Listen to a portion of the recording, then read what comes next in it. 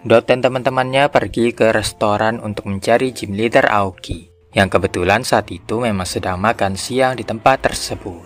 Setelah dipanggil, gym leader itu beranjak dari tempat duduknya untuk menghampiri mereka, memastikan kedatangan mereka adalah untuk menjalani ujian implementasi, dan mengajak Dot untuk segera mulai pertandingan. Namun ternyata pertandingan akan digelar di restoran ini, yang bisa berubah menjadi arena pertarungan. Aoki mengingatkan bahwa Dot hanya boleh menggunakan 2 Pokemon dalam pertandingan ini, dan penilaiannya didasarkan pada bagaimana dia menggunakan terastal Pokemon dalam kondisi tersebut.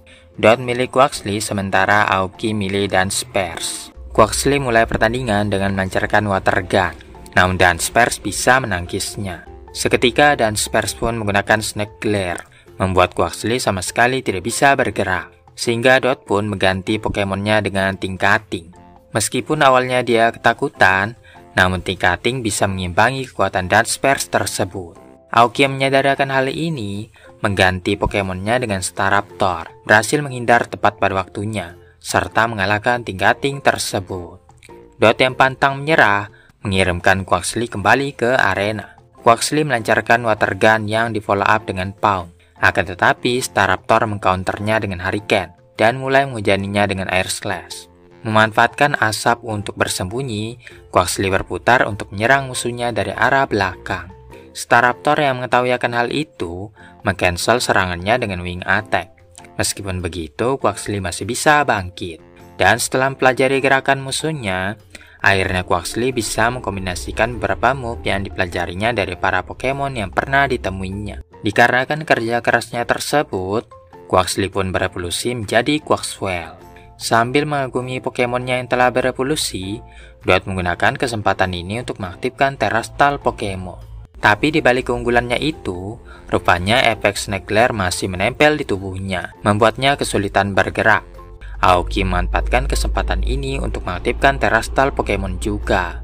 Yang mana Staraptor terastal tipe normal mampu melumpuhkan Quaxwell hanya dengan sekali hit saja.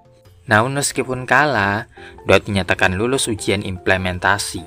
Alasannya karena Dot menggunakan 2 Pokemonnya secara efektif, mengevolusikan Pokemonnya di tengah-tengah pertandingan, dan mengaktifkan terastal Pokemon tepat pada waktunya, serta kemampuannya mengobservasi lingkungan sekitarnya, dan mengkombinasikan beberapa move dengan sempurna.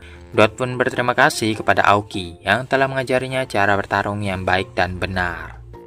Namun perhatian mereka teralihkan ke arah Fuecoco yang perutnya keroncongan. Akhirnya mereka pun makan hidangan yang paling enak di restoran tersebut. Dan untuk tagihannya serahkan saja kepada Aoki, yang merasa loyo setelah disuruh bayar makanan yang mahal. Mulai dari sekarang, Dot bersumpah akan menjadi trainer Pokemon yang lebih hebat lagi. Setelah berhasil lulus dari ujian implementasi, sekarang giliran Roy yang akan menjalani ujiannya. Sebelum berangkat ke tempat gym leader tersebut, Liko dan kawan-kawan mampir dulu di toko untuk membeli jaket. Dikarenakan mereka akan menempuh perjalanan yang panjang menuju ke area yang sangat dingin, jadi mereka harus segera mempersiapkan diri. Ketika Liko sudah siap, dia kemudian melihat Dot yang memakai jaket kupluk dengan ukuran yang besar. Karena dia tidak tahan dengan dingin, membayangkannya saja sudah membuatnya menggigil. Melihat penampilannya itu, Liko mengira Dot sangat mirip dengan Nidoting. Saking bersemangatnya, Liko membuat Dot tersungkur jatuh. Tak lama kemudian, Roy menghampiri teman-temannya dengan hanya menggunakan sarung tangan saja. Teman-temannya bilang tidak mungkin dia akan melakukan perjalanan dengan hanya menggunakan sarung tangan saja. Tapi Roy mengatakan dia ingin berseluncur, membuat boneka salju, serta bermain lempar-lemparan bola salju. Aktivitas itu pasti akan membuatnya mengeluarkan begitu banyak keringat. Jadi menurutnya ini saja sudah cukup. Itu tidak mungkin, karena Roy akan kedinginan sebelum dia menjalani ujiannya. Jika diingat-ingat, ini adalah pertama kalinya Roy mengunjungi area bersalju. Sebenarnya dia juga sudah pernah melihatnya lewat video, tapi belum pernah merasakannya secara langsung. Jadi wajar saja kalau Roy tidak mengerti apa-apa tentang daerah tersebut. Akhirnya setelah berganti pakaian, mereka pun melanjutkan perjalanan lagi. Dan pada saat itu hawanya mulai terasa sedikit dingin, yang menandakan akan segera turun salju. Sampai kemudian, mereka akhirnya tiba di depan gua. Ya, dengan melalui jalan tersebut, mereka akan segera tiba di pegunungan yang mengarah ke Gym Leader. Roy dengan penuh semangat mengajak Fuecoco untuk masuki gua tersebut. Dan sesampainya di luar, mereka melihat hamparan salju yang terbentang luas. Roy dan Fuecoco kemudian menyelam ke dalam salju tersebut dan merasakan sensasi dinginnya. Sementara Dot semakin kedinginan saja, sehingga Quaxwell menyarankan trainernya itu untuk berjoget jika ingin menghilangkan rasa dinginnya. Tapi dia bahkan kesulitan bergerak di kondisi yang dingin seperti ini. Liko pun menyadari bahwa Floragato juga tidak tahan dengan dingin. Namun ketika dia hendak memasukkannya ke Pokeball, Floragato pergi meninggalkannya. Floragato lalu menunjukkan ada seekor Pokemon yang sedang berdiri di depan semak-semak. Berkmite, Pokemon bongkahan es. Pokemon ini menyelimuti dan melindungi tubuhnya menggunakan es yang dibuat dengan hawa dingin bersuhu kurang 1000 derajat Celcius. Akan terjadi pertempuran jika Pokemon ini bertemu dengan Frigibax. Liko yang penasaran kemudian mengecek Pokemon apakah itu. Frigibax, Pokemon sirip es bertipe naga dan es. Pokemon ini tinggal di hutan dan area bebatuan. Frigibax menggunakan sirip di punggungnya untuk mendinginkan sarangnya sedingin kulkas. Jika Frigibax berkelahi dengan sesamanya, maka mereka akan menggunakan bulu yang ada di belakang tangan untuk menentukan siapa pemenangnya. Dan yang paling besar dan berwarna-warni, dialah yang menang. Setelahnya muncul lebih banyak Pokemon lainnya, yang mulai ikut-ikutan makan berry bersama-sama. Diketahui jarang ditemukan tempat untuk makan berry, jadi mereka akan berkumpul secara natural di satu tempat saja. Fuecoco yang melihatnya jadi ngiler, jadi dia pun dekati Pokemon-Pokemon tersebut untuk ikut makan berry juga. Sampai-sampai tidak sadar salju yang menimpa tubuhnya. Dengan tubuhnya yang tertutup salju, membuat Fuecoco terlihat seperti Frigibax, dan Berkmite menjadi sangat marah. Ditambah lagi Frigibax yang asli muncul di sebelahnya, sehingga Berkmite langsung menyerang mereka berdua sekaligus. Ketika Roy mengecek keadaan Pokemonnya, Frigibax kembali bangkit dan menyerang balik Berkmite. Kedua Pokemon melancarkan Blizzard, membuat area sekitarnya menjadi sangat dingin sekali. Liko yang tidak ingin terjadi apa-apa terhadap Floragato, segera masukkannya ke dalam Pokeball. Fuecoco berusaha menghentikannya dengan menyemburkan api, tapi itu sama sekali tidak berpengaruh. Quaxwell juga melakukan hal yang sama, tapi dia sendiri malah terlempar akibat tekanan es tersebut. Di saat mereka dalam keadaan terdesak, Heatran keluar dengan sendirinya dari dalam Pokeball. Heatran membuat mereka pingsan dengan memukul mereka menggunakan kepang di kepalanya. Tapi setelah mengalahkan Pokemon-Pokemon tersebut, dia pun langsung menyembuhkannya lagi.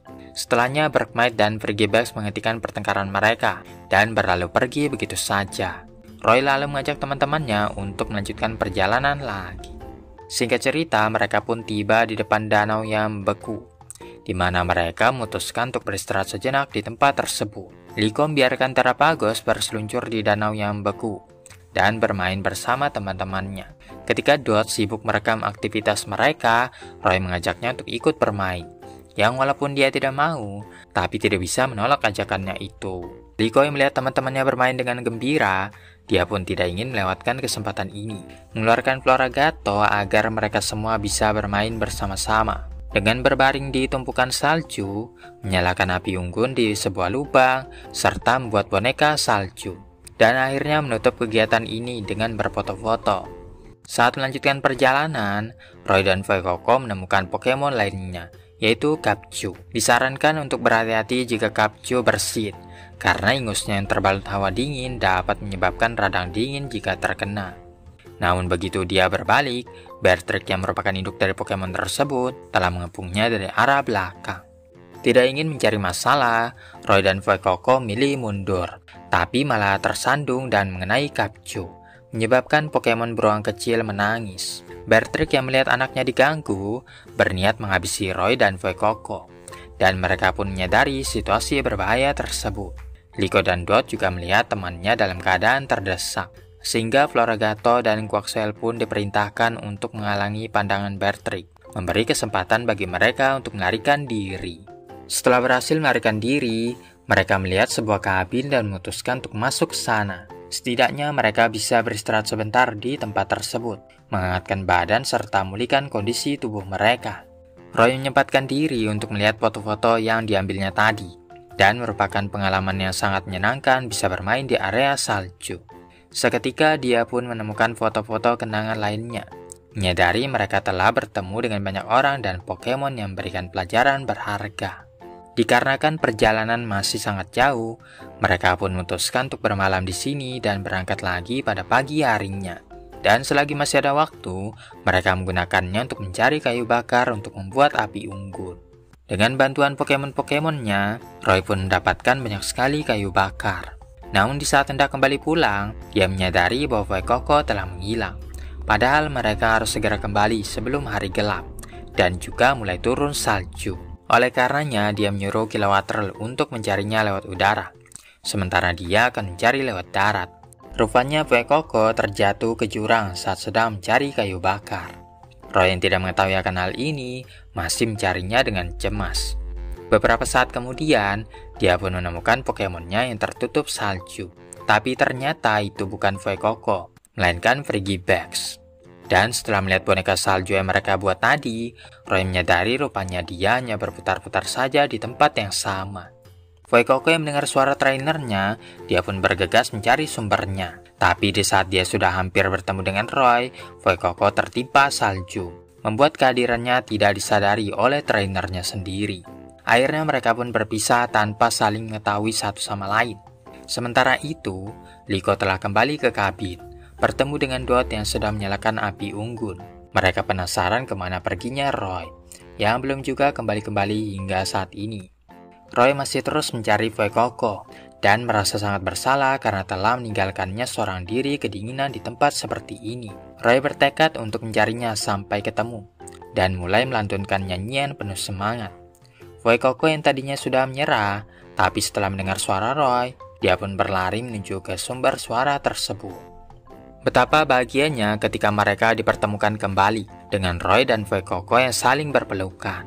Setelahnya mereka pun mencari jalan pulang menuju kabin. Namun di tengah perjalanan, Fuecoco berhenti untuk makan berry bersama Pokemon lainnya. Roy menyadari Beartrix berada di dekat mereka, mengajak Pokemonnya untuk segera pergi dari sini. Dan dia melihat Bergmite yang datang mendekat, yang dikhawatirkan akan memicu pertengkaran lagi dengan Frigibax.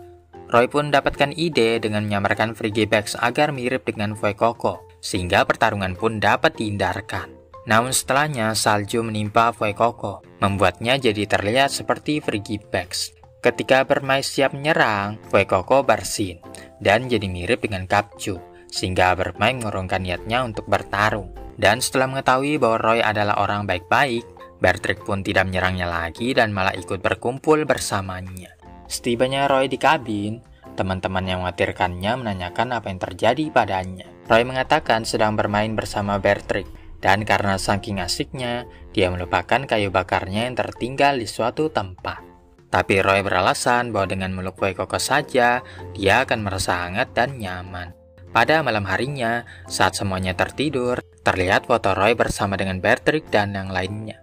Keesokan harinya, Roy dan kawan-kawan melanjutkan perjalanan lagi. Yang mana jika mereka sampai di gym, maka ujian implementasi untuk dirinya akan segera dimulai. Roy merasa lebih bersemangat dan siap untuk menghadapi rintangan apapun yang ada di hadapannya.